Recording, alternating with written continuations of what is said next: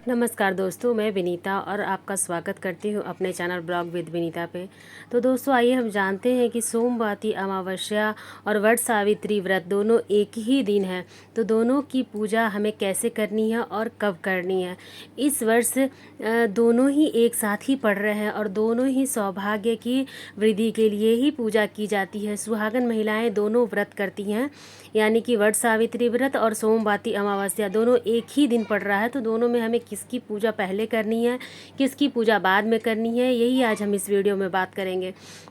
तो दोस्तों देखिए, दोनों ही व्रत अपने पति की लंबी उम्र के लिए किया जाता है, इसलिए दोनों में लगभग एक से ही नियम होते हैं। बस थोड़ा सा ही नियम का फ़र्क होता है। जैसे सोमवती अमावस्या में आपको तेल का और रुई का इस्तेमाल नहीं करना है, जबकि वट सावित्री के व्रत में आप ये सभी चीज़ें कर सकती हैं। और जब हम वट सावित्री का व्रत करते हैं तो उसमें हमें सिर्फ वट वृक्ष की ही पूजा करनी होती है, लेकिन जब हम सोमवती अमावस्या की पूजा करते हैं तो हमें पीपल वृक्ष की पूजा करनी होती है। और वट वृक्ष की पूजा करने के बाद पीपल की पूजा नहीं की जाती है। इसलिए दोस्तों, यदि आप दोनों ही व्रत करते हैं, सोमवती अमावस्या भी करते हैं और वट सावित्री व्रत भी करते हैं, तो आपको दोनों ही नियम का पालन करना होगा। उस दिन आपको रुई नहीं छूना है, तो आपको पीपल और वट दोनों ही वृक्ष की पूजा के लिए कच्चे सूते का या फिर जो आप मौली लेते हैं ना, उसकी बाती लगाना है और तिल के तेल का दीपक जलाना है। सरसों के तेल का दीपक नहीं जलाना है। तो आपको दोनों ही नियम एक साथ पालन करने होते हैं। तो आप पहले पीपल वृक्ष की पूजा कीजिए, उसके बाद वट वृक्ष की पूजा कीजिए, क्योंकि वट सावित्री व्रत में वट वृक्ष की पूजा करने के बाद पीपल वृक्ष की पूजा नहीं की जाती है। तो इसलिए दोस्तों, आपको सबसे पहले सोमवती अमावस्या की पूजा करनी है, उसकी कथा सुननी है, उसके बाद आपको वट वृक्ष की पूजा करनी है और वट सावित्री व्रत की कथा सुननी है। तो इस तरह से दोस्तों, आपको सोमवती अमावस्या और वट वृक्ष दोनों की ही पूजा करनी है। रहा एक दिन पहले नहाने खाने का नियम, तो आपको बिल्कुल नियम वैसे ही करना है जैसे आप वट सावित्री व्रत में करती हैं या सोमवती अमावस्या में करती हैं, क्योंकि दोनों का नियम लगभग एक जैसा ही है। हमें प्याज लहसुन का भोजन नहीं करना है, हमें शुद्ध शाकाहारी भोजन करना है।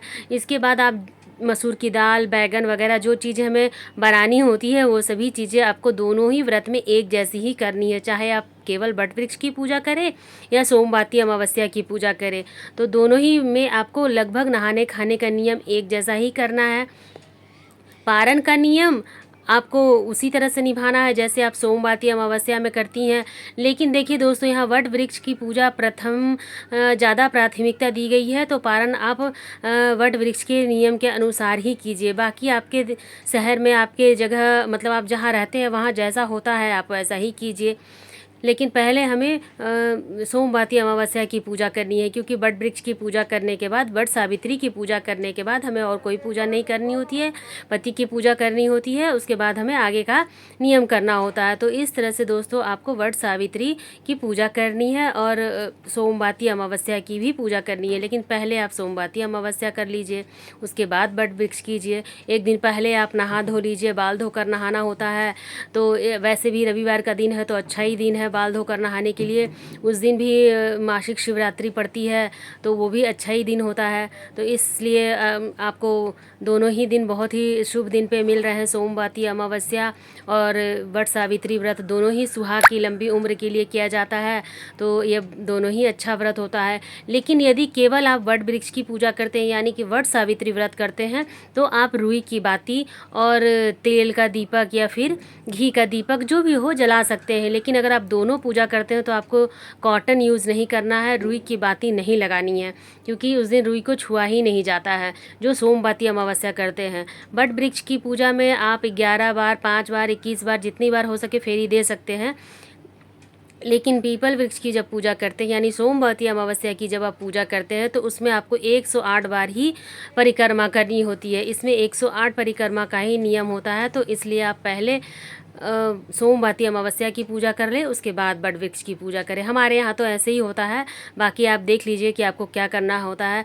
ज़्यादातर जिस व्रत का नियम होता है उस दिन उसी को प्राथमिकता दी जाती है, लेकिन ये दोनों ही व्रत सुहाग की लंबी उम्र के लिए होता है। और वट वृक्ष की पूजा करने के बाद किसी भी और वृक्ष की या फिर देवी देवता की पूजा नहीं की जाती है, इसलिए आपको पहले पीपल देवता की पूजा करनी है, यानी सोमवती अमावस्या की पूजा करनी है, उसके बाद वट वृक्ष की पूजा करनी है। उसके बाद आप फलाहार कर सकते हैं। इस दिन उपवास रहने का कोई नियम नहीं है, हमारे यहाँ तो कोई नियम नहीं है, हम मीठा खाते हैं।